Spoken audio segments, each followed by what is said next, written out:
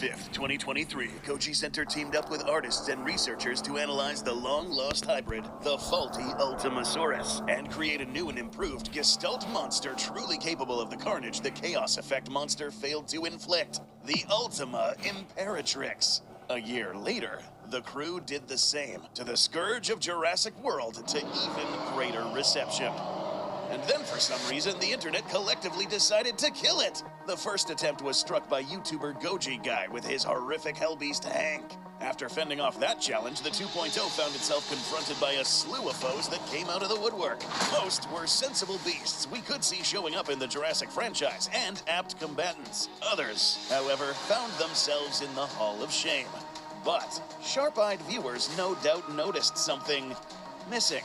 An empty spot in this exhibit reserved to the absolute worst of them all. But whose ass cheeks will finally make contact with the dreaded throne in the Hall of Shame? Today on Goji Center, we will showcase a well-known challenger to the 2.0, one who was portrayed as an impossible beast. Part man, part kaiju, the uncanny primate king straight out of Dangerville, the Primatus Rex. Or is that Primatus Rex? Geez, I don't know. So, to stand up to the threat of the king of primates, the pseudo-named Indom 2.0 will have to be modified into nothing. Yeah, you already know this song and dance already. We could have tweaked and revised our favorite attack animal to stand up to a shrunken actual kaiju, but you'll find that this won't be necessary.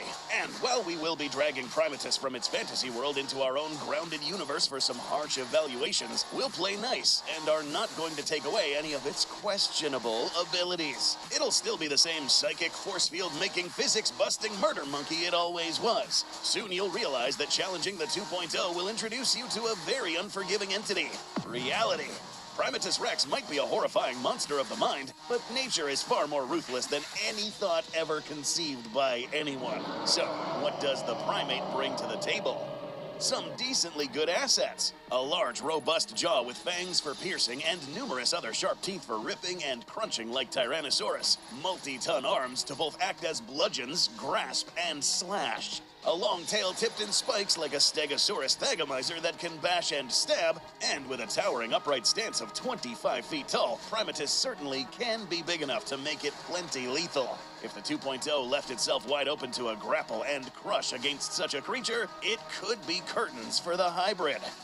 However, and get comfortable everyone, because class is in session. There's a reason nothing like this ever existed in nature, and folks at Dangerville might have left a few weaknesses in the design that would make tangling with the 2.0 a Herculean effort. For every benefit of a design feature, there could be certain drawbacks. And if there was anything we hope to have shown you on this channel, it's that humanity can rarely outsmart nature when contradicting it. Weakness number 1, skin.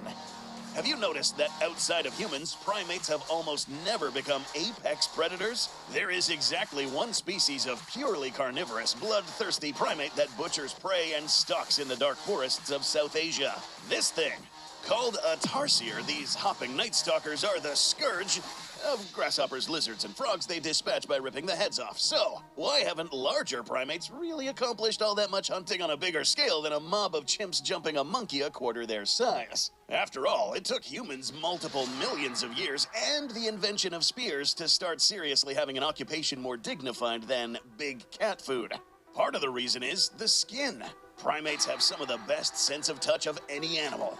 Very useful for navigating trees and high dexterity to use tools, but not really good at resisting injuries from struggling prey or fighting rivals. Let's take a look at demented Monkeyzilla real quick, and it seems as if we have a problem. This fur and skin composition comes straight from primates. Skin is made up of multiple components and layers. In primates, the dermis and epidermis are more rigid, and there's less fibers called collagen and elastin connecting the tissue. This means primate hide is much less flexible and can't bend around claws and teeth as well as other mammals. Own a pet cat or dog? You'll probably notice you can pretty easily pull up their skin without hurting them. This same elasticity allows them to warp around and withstand both impacts and stabbing teeth or claws better. The same kind of squabbles between two lions leaving each other with scratches on their face might skin a primate alive. For particularly beefy primates like mountain gorillas, thicker skin, layers of fat tight against the muscle, and more covering fur help to protect the limbs and body from injuries, something the lean and mean primatus seemingly lacks.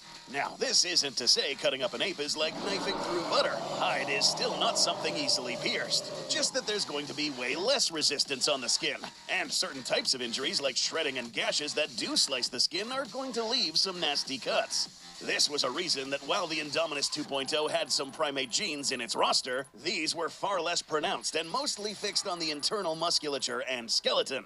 That armored hide from the African dwarf crocodile was picked for optimal protection without costing much flexibility, specifically to cover this problem. But the ways the Primate King differs from other primates also came back to bite it in another way.